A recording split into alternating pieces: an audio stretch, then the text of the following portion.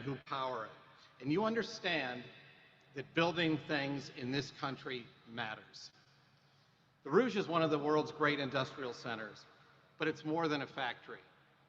For over a century, it's where generations of workers have proudly built some of the most important vehicles and built better lives for their families. You know, there was a time when Ford executives thought this was a relic of a bygone era, and they wanted to close the entire Rouge site.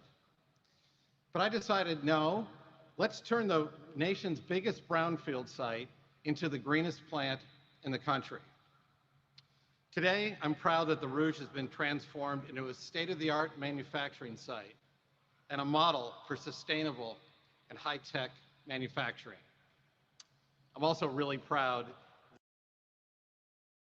that as many of you know, our big is tomorrow night, but given the President's visit today, we wanted to give him a sneak preview. The most popular vehicle in American history is going electric and digital, and it's awesome.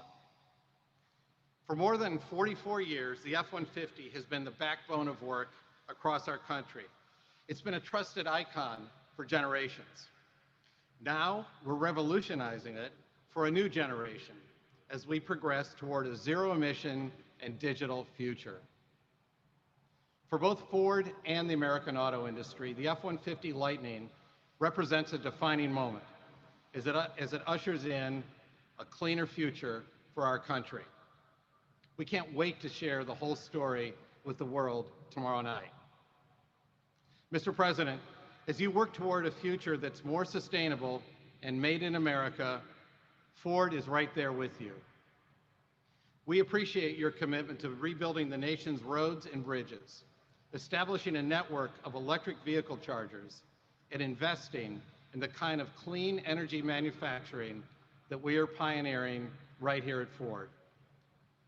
This company is, and always has been, built for America.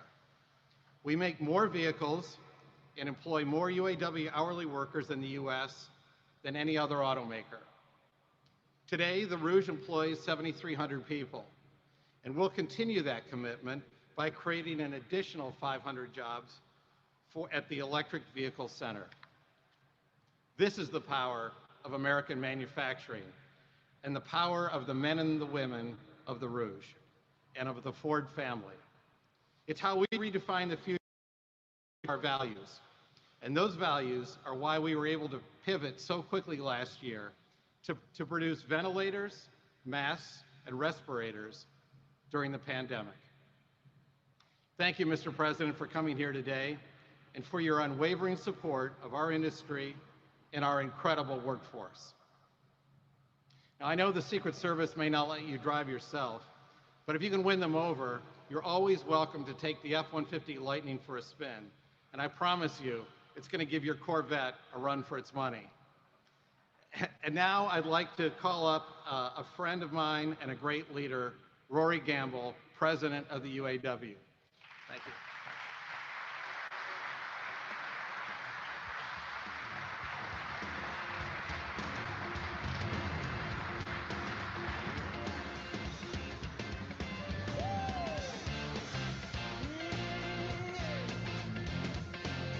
Hello, hello.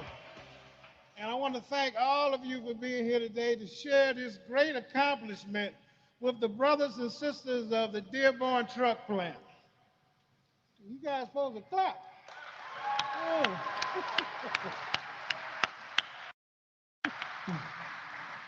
I want to acknowledge some of our friends who have come with us today. The Local 600 President, Bernie Rickey. Steve Zimmerler, who is representing the UAW Ford Department. My dear friend and all of our friend, Region 1A Director Chuck Browning and his AD, Laura Dickerson. And we have a host of Congress folks and all kind of folks who have joined us on this journey so many times. I can't list them all, but I would be remiss if I didn't acknowledge Congresswoman Debbie Dingell, Congresswoman Brenda Lawrence, Congresswoman Rashida Tlaib. That's my, Rashida Tlaib's kind of like the moral compass, When it's something that we need to get set right on, when the phone rang, I just said, Lord have mercy. Here it comes. But she's a dear friend, so thank you, Rashida. All right, this is a great day for me. Um, I've been a part of Local 600 my entire career. I was elected officer at the local along with Bernie Rickey. Pretty much when the Rouge site, they were calling for our demise. There were those in the company that called this a museum, and they referred to the officers of the local as the curators of the museum. We were part of negotiations called the Rouge Viability Agreement, which Bill Ford championed very aggressively. At the time, we were pretty much dying on the vine. Now what you see before you are the efforts of great teamwork between the UAW and Ford Motor Company. This is what teamwork can accomplish. Building world-class vehicles that meet the needs of America and are ready for the challenges that the new technology will bring for us all. And at the same time, protecting good-paying American jobs, and the workers have the right to unionize and have a voice in the workplace.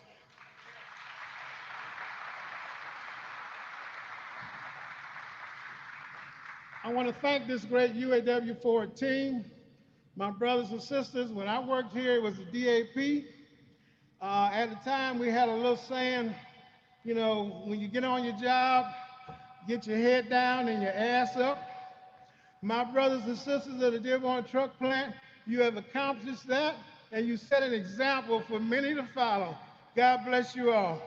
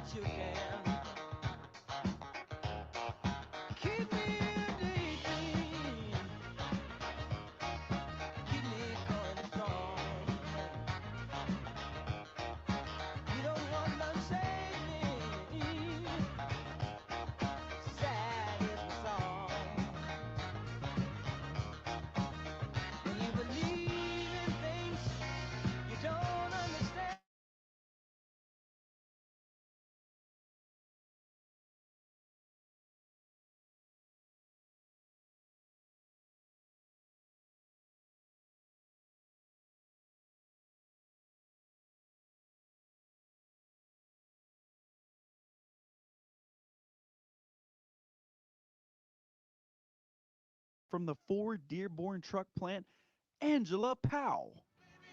Ain't no mountain high enough.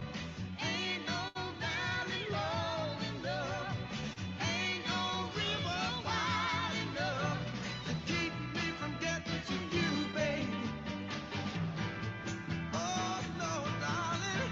No wind, no rain, or winter's cold can stop me, baby. No, no, baby. 'Cause you are my love. I'll be there on the double. Good afternoon, everyone.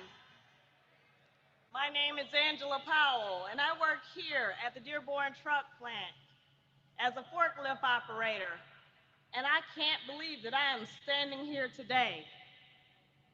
It is truly an honor, and I am deeply humbled to present to you today the President of the United States.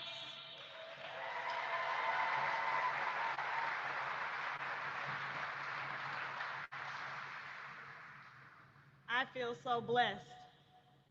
A president who in just over 100 days have gotten our pandemic under control. A president in just over 100 days left no American families behind in his rescue plan. A president who supports workers like me and my sisters and brothers each and every day by passing the PRO Act and an infrastructure bill that will build our future in factories like this one here in the historic Rouge. A president who understands that in order for the future to work for us all, American workers can't be forgotten or left behind in this transition for the future. Future jobs need to be well-paying union jobs with benefits, and Joe Biden gets that. Having a good-paying union job has meant a lot to me and my family. And most of all, a president who loves the cars we build. A president who came here to see us unveil the Ford F-150 Lightning, which we are so very proud of.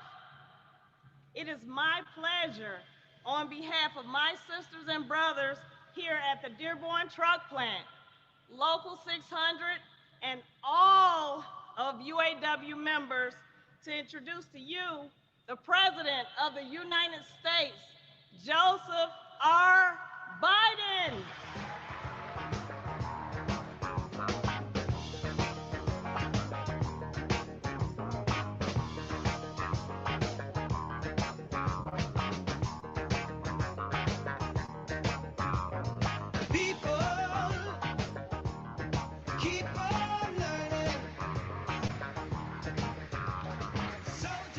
My name is Joe Biden, and I'm a car guy. Please sit down. I got through high school and college and law school because my dad ran an agency. And I'm delighted to be here. And I want to say something else up front. I'm standing here because about 180 years ago, when I first got elected to the Senate, Gov, the UAW elected me.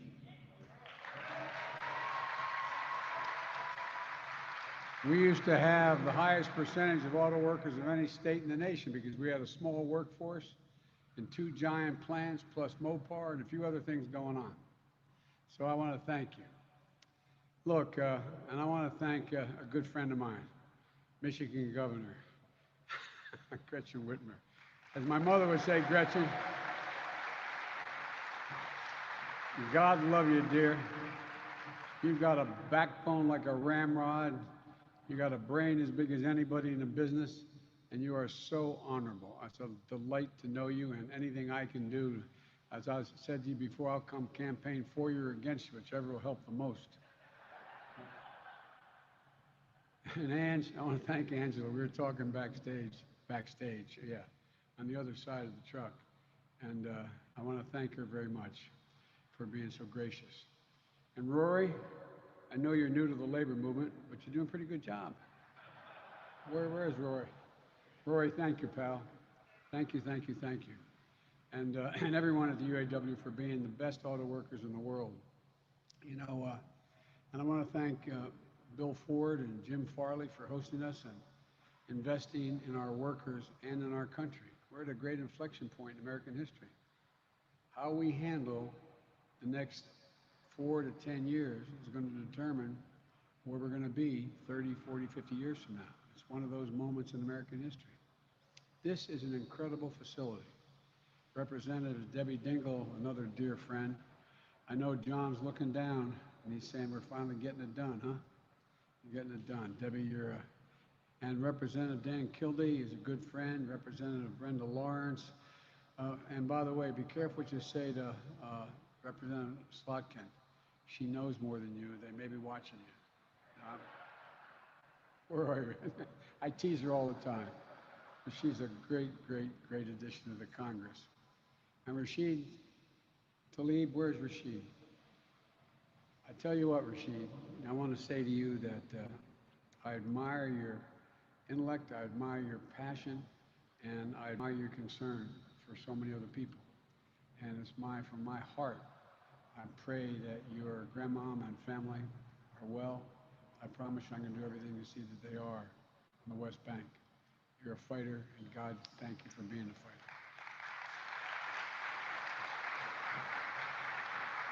And Andy Levin, know a lot of Levins, and Haley Stevens, I thank you all as well. And also want to thank Mayor Jim O'Reilly of Dearborn for the passport into the city. Thank you, Mr. Mayor. And my buddy, Mike Duggan, he is my mayor. I was sitting one day in the Oval with Barack Obama, President Obama, when I was vice president. And he looked at me like it was just something off the hook. He said, by the way, I want you to go fix Detroit. I said, say that again? What am I going to do? He said, you can get anybody in the government to go with you. You just do it. First call I made was this guy. You brought it off his knees. You brought it back. You're a great mayor, and you're a great friend. You got a lot of courage, Mr. Mayor. Thank you.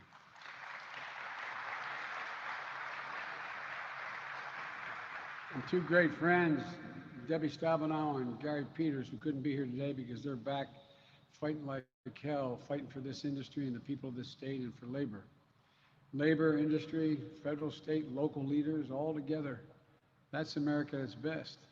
And that's what I so admire about what Bill Ford's doing here. And I want to, so everything that these workers, this historic complex in the state represent is something that I hope gets modeled around the country. It's about respect. It's about dignity, the dignity of work. My dad used to say, Joey, and I swear to God, when he left Scranton, when coal died, my dad was he was a salesperson. He wasn't a coal miner. My great-grandpa was, but he said, he used to say when he moved to Delaware, he had to leave because there were no jobs, and he left us with our grandpa for a little over a year, and he commuted back and forth from Wilmington, Delaware to Scranton on the weekends. And we got back down to Wilmington, he used to say to all of us, and I was, I guess then I was going to the third grade, and he'd say, Joe, remember, I mean this sincerely, a job is about a lot more than a paycheck. It's about your dignity. It's about respect. It's about your place in the community. And I really mean this. It's about being able to look at your kid in the eye and say, honey, it's going to be okay. It's going to be okay. It's not labor, it's union. Because what you allow people to do is hold their heads up, make a decent living, and have pride in what they do. Pride in what you build, pride in what you give this nation. And I wanted to be here today, the day before you unveil the next generation of America's best-selling vehicle to the entire world, to thank you. Thank you for showing how we win the competition of the 21st century. You know, how the future is going to be made, but it's going to be made here in America. Made in America.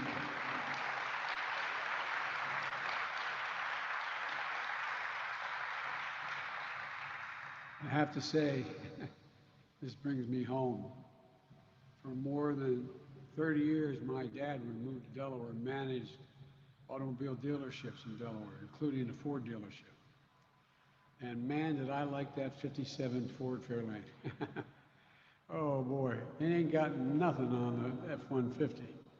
But all kidding aside, that's what got me through school.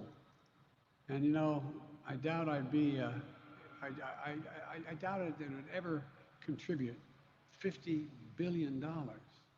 $50 billion to support about 500,000 American jobs at 150. Half the 1 million American jobs force supports overall, like the 150 series.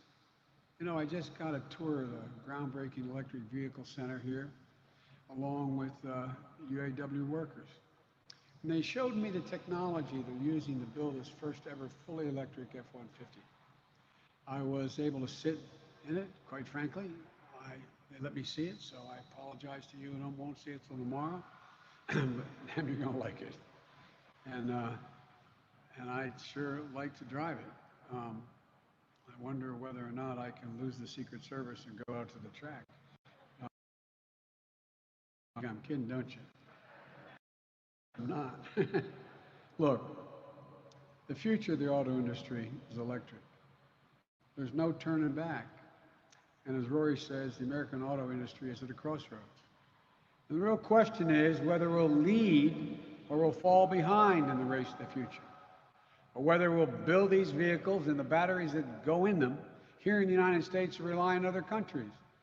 Or whether the jobs to build these vehicles and batteries are good paying union jobs with benefits jobs that will sustain and grow the middle class.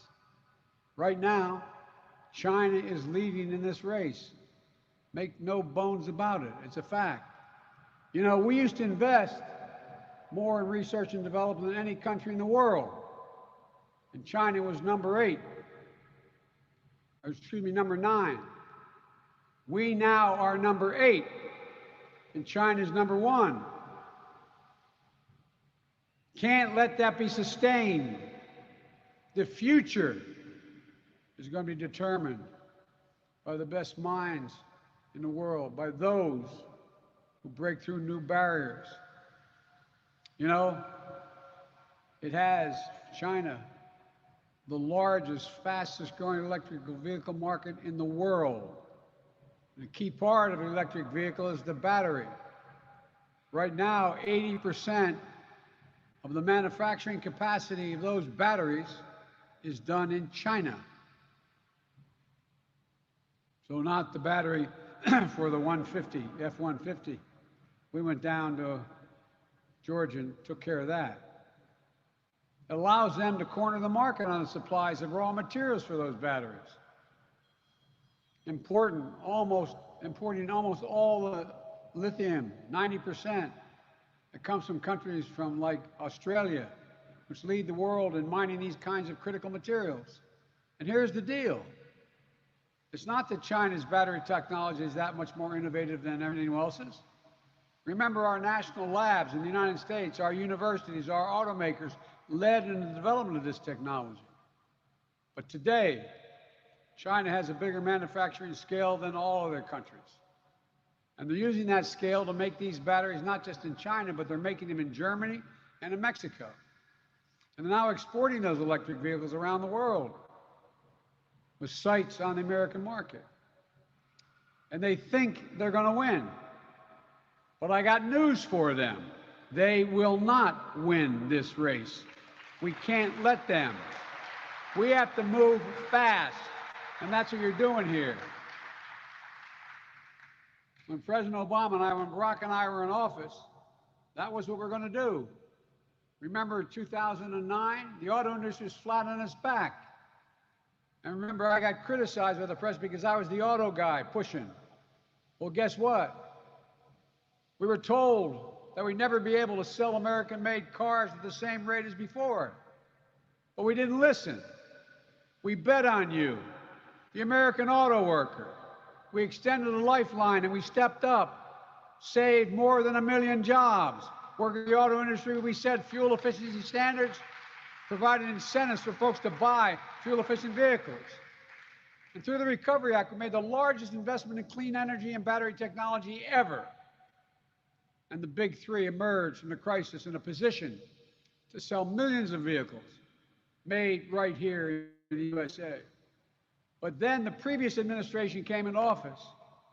They rolled back the standards we set, rollbacks that the Ford Motor Company opposed. Despite bipartisan support for consumer incentives, they let the federal tax credit expire, penalizing auto workers who were selling the most electric vehicles at the time. They announced Infrastructure Week, and they announced it, and announced it, and announced it, and announced it every week for 4 years and didn't do a damn thing. They didn't get the job done. Folks, the rest of the world is moving fast. They're moving ahead. They're not waiting for the United States of America. Government, labor, industry working together have to step up. And we have a playbook that'll work. We're going to set a new pace for electric vehicles. That means reversing the previous administration's short-sighted rollback of vehicle emissions and efficiency standards, setting strong, clear targets where we need to go. It means passing the American Jobs Plan to do 3 things. 1, transform our infrastructure. Our infrastructure is ranked like 38 in the world. This is the United States of America, for God's sake. We're going to put Americans to work modernizing our roads, our highways, our ports, our airports, rails, and transit systems. That includes putting IBEW members and the union workers to work installing 50,000 charging stations along our roads and highways, our homes and our apartments. The IBEW is ready to do it, and they can. Two, we're going to boost our manufacturing capacity. That's why the American Jobs Plan invests in new and retooled union facilities, grants to kickstart new battery and parts production, loans and tax credits to boost manufacturing of these clean vehicles. It also makes the largest investment in research and development in generations. That's going to help innovate, manufacture, and build supply chains for batteries and semiconductors and small computer chips that make electric trucks and cars go to be even more reliant than they are now. It matters. The little things matter. We saw last night the United States Senate voted overwhelmingly to begin work on part of the bill that I've been pushing to strengthen our innovation and infrastructure by investing in research and development manufacturing. I don't remember the exact number, but it was pretty high. I think it was 83 to something in a bipartisan vote. It's a good first step. And your members of Congress here in Michigan, they know the value of manufacturing as well as anyone and are vital in pushing forward that bill and others. Never again should we be in a situation we face today with semiconductor shortages. The United States can't manufacture semiconductors. We were the beginning. You know, I think some people think I'm too proud of what the United States always did and why I get so frustrated when we're sliding. But I make no apologies for it. We know these kinds of federal investments work. It was the Defense Department and NASA that got the modern semiconductor industry on its feet decades ago. We started it. Your tax dollars. Our own Department of Energy pioneered and transformed the battery industry when Barack and I were in office. And through the Recovery Act, grants and loans, battery prices dropped 80%. 80%. Because we were looking forward. We need that same mindset today. We have to look forward. And, you know, we have to work to support consumers and these fleets. That means new purchasing incentives for consumers to buy clean vehicles like the electric Ford 150, a union-made product right here in America. But all the pieces must be made in America. It means spurring demand by converting the federal government's enormous fleet of vehicles into clean vehicles and supporting electric transit systems and school buses. Folks, when I got elected, I signed an executive order saying we're going to buy American. As president, I get to award contracts in the area of $600 to $700 billion a year, from building aircraft carriers to railings that go in buildings. Guess what? Representative Kildee knows I'm not letting a single contract to a single company that does not hire Americans, have all American parts, and has a supply chain that is an American product supply chain. And by the way, that's not violating any trade agreement. It's been the law since the 30s, but no one's had the courage or the nerve to insist on it being applied. It's no violation of the World Trade Organization or anything else. If we're spending American tax dollars, we're able to say, buy American.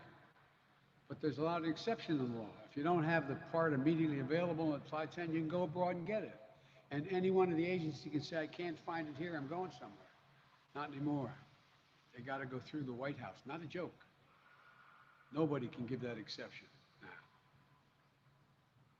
because there's thousands of companies out there able to do, small companies, 3, 4, 10, 15 people, who can supply those pieces if they know they can compete for them. My brother has an expression. A guy named Pete McLaughlin was a great basketball player, played for Providence, was a good close friend.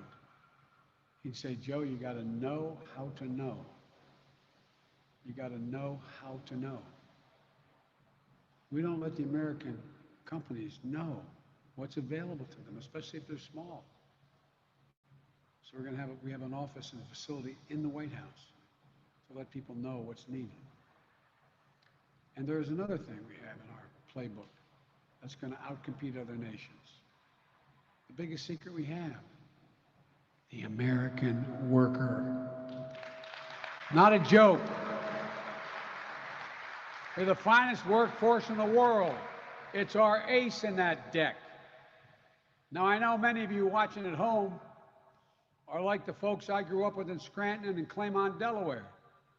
They feel left out, left behind in an economy and an industry that's rapidly changing. I understand it, I really do. But we will leave no one behind. Nearly 90% of the jobs created in my American Jobs Plan do not require a bachelor's degree. 75% don't require an associate's degree. We're going to be working with companies and community colleges and technical schools and union-led apprentice and training programs to make sure that American workers will be prepared to compete with anyone in the world. Just like Ford does with its Workforce Training Center here in Dearborn. And when we invest in our infrastructure, we're going to buy American products, materials, services from American businesses, made in America. And we'll do everything in our power to encourage and protect the right of workers to unionize and collectively bargain.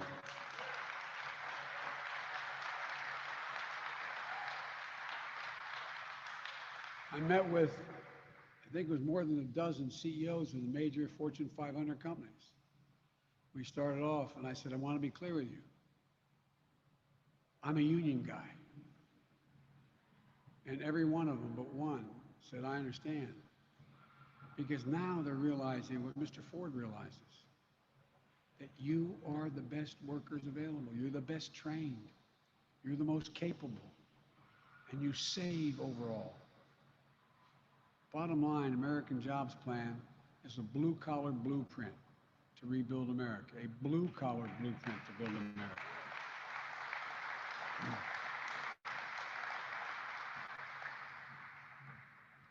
And we need automakers and other companies to keep investing here in America and not take the benefits of our public investments and expand electric vehicles and battery manufacturing production abroad. We need you to deepen your partnership with UAW, pay good wages, support communities like Dearborn across the country. We need to come together as a nation. The Vice President and I have had a number of meetings in the Oval Office with Republican leaders in Congress and members of Congress. We believe we can find a bipartisan deal on infrastructure. And we look forward to hearing more details of their proposal, which they're going to submit a counter proposal either later today or tomorrow to me. But we made one thing clear. We'll compromise, but doing nothing is not an option. Doing nothing is not an option. The world is not waiting, I say for a second time. I'll conclude with this. Last month, I kept my commitment to convene the leaders of the major economies around the world, from Russia, China, India, Japan, the European Union. I convened them all. I think there were 48 or 50 heads of state, presidents and prime ministers. A meeting I hosted by the White House, one of the most consequential issues facing the world, the climate crisis. And I made it clear at the outset, as each of these folks came on, what I've long believed. When I think of the climate crisis, beyond its devastation to lives and livelihoods and health of our very planet, I think jobs. I think jobs when I think climate change. Good paying union jobs. I think about the UAW workers here today. I wanted to make sure that the world could see that there was a consensus that we are at an inflection point in our history, and almost every major leader in the world spoke to it. If we act to save the planet, we can create millions of good-paying jobs, generate significant economic growth and opportunity to raise the standard of living for people not only here, but around the world.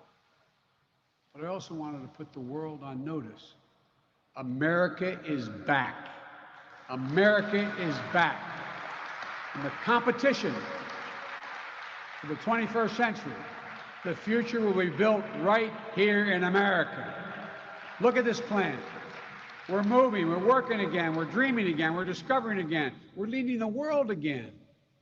We have shown each other in the world that there's no quit in America. There's simply no quit in America. And that's never, ever. It's every time I have these sometimes knock down, drag them out with heads of state in private, they'll say something, I say, look, it's never been a good bet to bet against America. Never, never, never. This is the United States of America. There's not a single thing, and I believe this every fiber of my being, not a single thing, nothing beyond our capacity when we act together. And that's exactly what we're about to do, starting with all of you, and thank you for allowing me to be here. May God bless you, and may God protect our troops. Thank you, thank you, thank you, thank you. Thank you.